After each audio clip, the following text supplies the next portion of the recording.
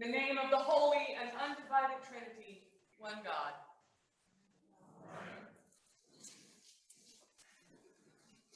There's a strange little mini season tucked right at the end of the long stretch of the church year that in the Episcopal Church we call the season after Pentecost, or to the point, ordinary time.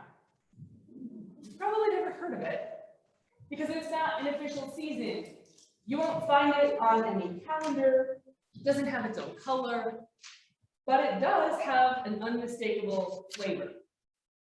I like to call it apocalypse time, because every year, these few weeks between All Saints and the first Sunday of Advent take on a distinctly apocalyptic tone. We hear from books like Daniel and Revelation, and the portions of the Gospels that we hear from these weeks speak of destruction and war and the day of God's coming. And today is the kickoff Sunday. Aren't you glad you came? Welcome. So to understand what's going on here, we need to do a little bit of unlearning about the whole concept of the apocalypse. Because for many of us, that word conjures up images from horror movies, right? Or the infamous Left Behind series, if you've read them. Dragons, burning cities, terrifyingly large mutant bugs. When we hear apocalypse, we think of the end of the world, the last judgment, doom and gloom. And certainly, the book of Revelation, which reads like the nightmare of a child who watched too many horror movies, does very little to correct this impression. But the word apocalypse in Greek literally just means uncovering. Like a magician lifting up a cloth to reveal a rabbit where there was nothing previously. Or like a journalist uncovering a political scandal in the White House. And it seems, at first blush, like a far cry from everything we have been taught about what the word apocalypse means.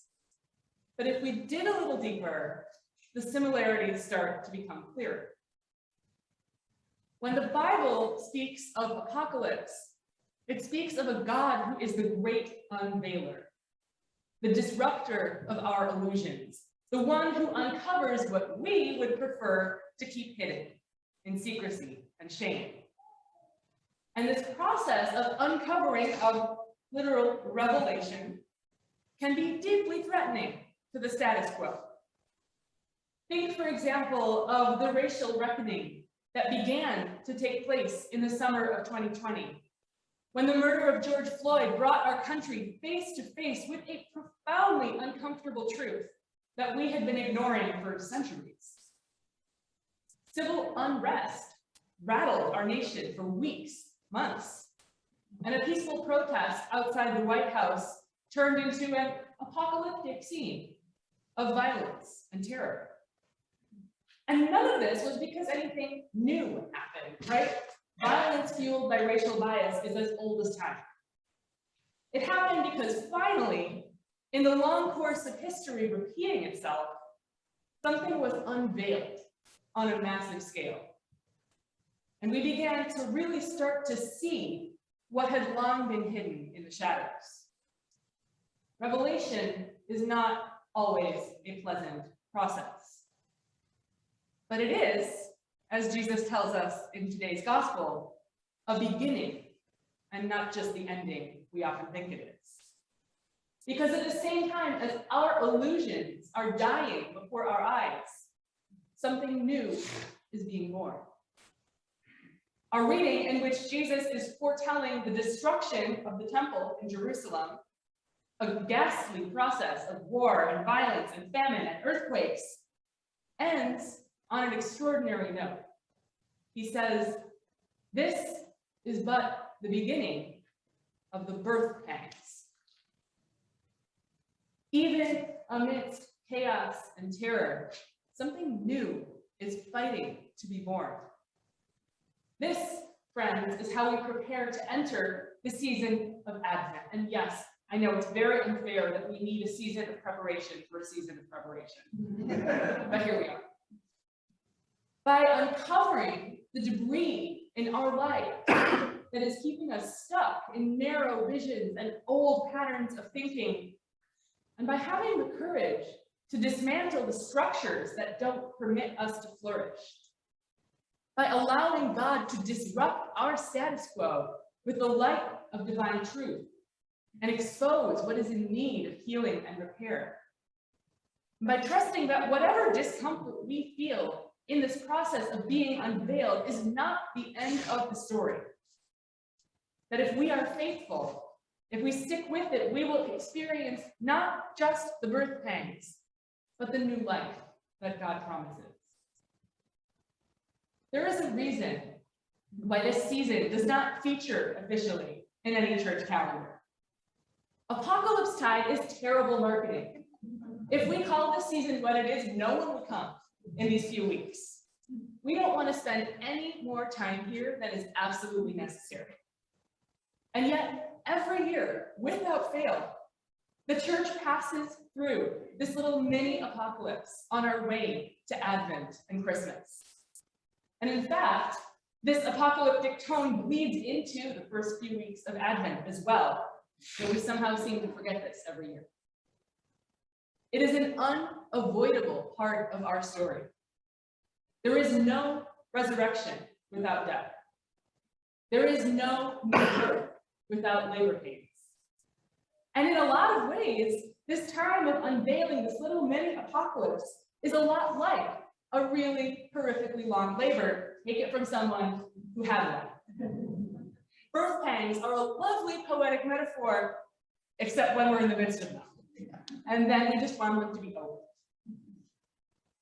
And friends, we have been in the midst of the birth pangs for a long, long time.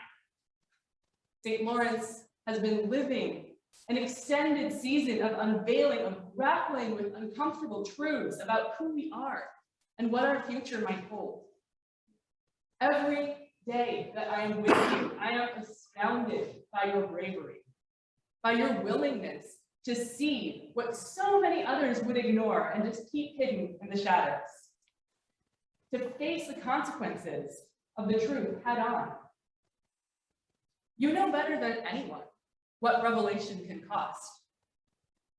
We know and trust, even in the discomfort of this in-between time, that something new is waiting to be born. New possibilities, a new future, a new home. Who we will become is yet to be unveiled. We are in the midst of the birth pangs, with our God midwifing us into a future that we can't quite imagine yet, but we see at a distance coming to greet us. So apocalypse is not so much about doom and gloom in a far off and mystical future, as much as it is about unveiling what is already happening here and now, all around us. It is about that delicate balance between death and resurrection, between destruction and new birth, that is at the very heart of our Christian faith. Yes, it's uncomfortable. Yes, it's scary. And yes, most of us try our hardest to avoid it with good reason. But it is also a gift. Because when we let go of our illusions, when we relinquish our death grip on the structures that we think are keeping us safe, then we create space for God to do a new thing. When we have the courage to see past the veil of the status quo, then we can be surprised by grace and possibility. See, even here, in the midst of the birth pangs, God is making all things new. Amen.